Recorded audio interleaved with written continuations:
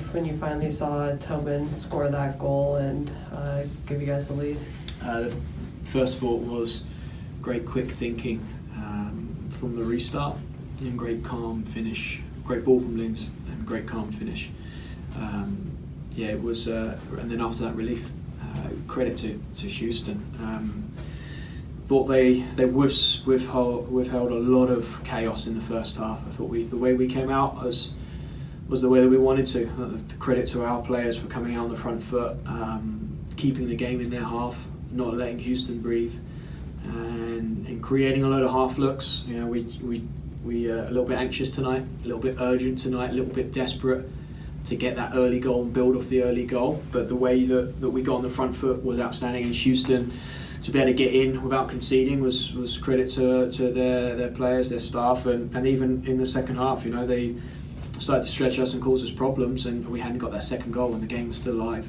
So I'm really proud of our players tonight. It's been a long build up to this game, and the way that they've trained, the intensity that they've trained at has been really, really superb, and we managed to bring that in to tonight, and now we can build off this. We recover, reflect, we can build and look to improve our quality and look to improve our strengths and how we can play a little bit better while taking care of the most important thing, which was fight and work like Thorns. I thought we did that tonight.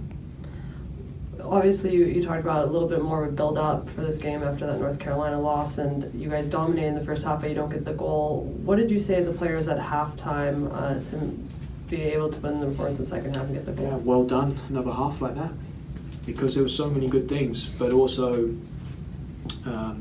one thing that did surprise me, and it shouldn't have, was our mentality was outstanding, and we're so focused on showing that and showing the character that we have and playing with a heart and the spirit that this team and this club and these fans are all about. What surprised me was, of course, that's going to lead to being a bit too urgent, and I thought we were, but we just missed a little tiny percent there in the first half, because what you're so used to seeing when we come out the gates like that is early goals and quick goals, and often I think we're up there still, or we could be still up there with first half goals, and so half time was well done, guys, well done. Don't get desperate, stay focused, keep doing the right things. These spaces are there, these spaces aren't there. And then managing Houston on the break, we said at half time the most dangerous thing they could do is start smashing it long in behind us, which they did, and it's like causing us a bit of a problem. And we managed to slow it down and get the game back into our type of game, and unfortunate not to get a second goal. Mark, was there a sense of frustration among the players at halftime?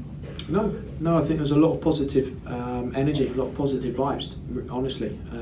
It was one of those where if I didn't say anything, I think we could have come out and been really effective. So it was hard just to say two or three things, because we're doing all the right things and they know that. The players know. The players know when things are right and when things aren't right. We just needed to stay calm, stay focused, but continue the work ethic. Our work ethic, led by Midge up front, to be playing on the front foot, working, breaking behind, pressing, counter-pressing. Probably the best we've been, maybe the last time we played Houston, but the best we've been in counter-pressing and winning the ball back high up the field. Talk about the schedule. You had the time to build up to this, now you got a game next week and then another. You only get 2 games left.